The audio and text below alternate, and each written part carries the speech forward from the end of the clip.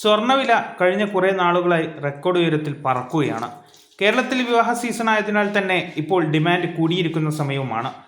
അതിനാൽ തന്നെ സ്വർണ്ണവിലയിലെ കുതിപ്പ് ഉപഭോക്താക്കളെ സംബന്ധിച്ചിടത്തോളം വലിയ തിരിച്ചടിയുമാണ്.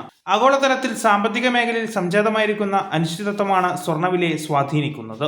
അമേരിക്കൻ പ്രസിഡന്റായി ഡൊണാൾഡ് ട്രംപ് തിരിച്ചെത്തിയതും അദ്ദേഹം വിദേശ ഇനത്തിൽ മാറ്റം വരുത്തിയതും എല്ലാമാണ് സാമ്പത്തിക പ്രതിസന്ധിയിലേക്ക് നയിച്ചത്.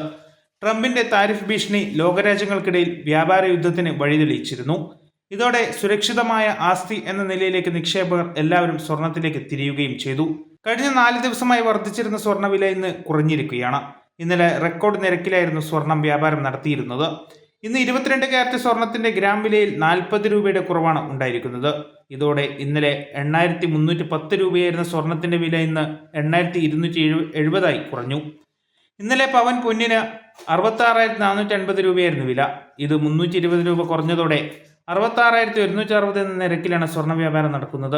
വില കുറഞ്ഞെങ്കിലും ഉപഭോക്താക്കൾക്ക് ആശ്വസിക്കാവുന്ന ഇടിവ് സ്വർണ്ണവിലയിൽ ഉണ്ടായിട്ടില്ല.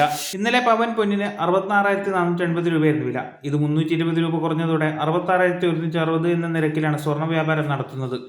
വില കുറഞ്ഞെങ്കിലും ഉപഭോക്താക്കൾക്ക് ആശ്വസിക്കാവുന്ന ഇടിവ് സ്വർണ്ണവിലയിൽ ഉണ്ടായിട്ടില്ല. വിവാഹ ആവശ്യത്തിന് എല്ലാവരും ആഭരണമായാണ് സ്വർണം വാങ്ങുന്നത്. ഇത് ചെലവ് കൂട്ടുന്ന പരിപാടിയാണ്. ആഭരണമായി സ്വർണം വാങ്ങുമ്പോൾ സ്വർണത്തിന്റെ വില മാത്രം കൊടുത്താൽ പോരാ. GST, ഹോൾമാർക്കിംഗ് നിരക്കുകൾ എന്നിവ കൂടാതെ പണിക്കൂലി കൂടി ആഭരണത്തിന് കൊടുക്കേണ്ടി വരും. ഈ നിലക്ക് ഇന്നത്തെ വില പ്രകാരം ഒരു പവന്റെ സ്വർണ്ണാഭരണം വാങ്ങിക്കാൻ 70,000 രൂപയെങ്കിലും ചിലവാകും എന്ന് ഉറപ്പാണ്. GST, ഹോൾമാർക്കിംഗ് നിരക്കുകൾ എന്നിവ കൂടാതെ പണിക്കൂലി കൂടി ആഭരണത്തിന് കൊടുക്കേണ്ടി വരും. ഈ നിലയ്ക്ക് ഇന്നത്തെ വില പ്രകാരം ഒരു പവൻ സ്വർണ്ണാഭരണം വാങ്ങിക്കാൻ 70,000 രൂപയെങ്കിലും ചിലവാകും എന്ന് ഉറപ്പാണ്. വില കൂടുന്ന സാഹചര്യത്തിൽ ഉപഭോക്താക്കളെ ആകർഷിക്കാനായി ജ്വല്ലറികളെല്ലാം പണിക്കൂലിയിൽ ഇളവ് ഉൾപ്പെടെയുള്ള ഓഫറുകൾ വാഗ്ദാനം ചെയ്യുന്നു. എങ്കിലും ഉപഭോക്താക്കൾക്ക് ഏറ്റവും പ്രയോജനപ്രദം ജ്വല്ലറികളിലെ അഡ്വാൻസ് ബുക്കിംഗ് സ്കീം ആയിരിക്കും. ബുക്കിംഗ് ചെയ്യുന്ന വിലയ്ക്ക് തന്നെ ഉപഭോക്താക്കളെ സ്വർണം വാങ്ങിക്കാൻ അനുവദിക്കുന്ന പദ്ധതിയാണിത്.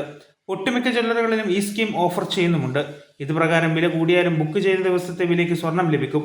ഇനി വില കുറഞ്ഞാൽ കുറഞ്ഞ വിലയ്ക്കും സ്വർണം വാങ്ങിക്കാം.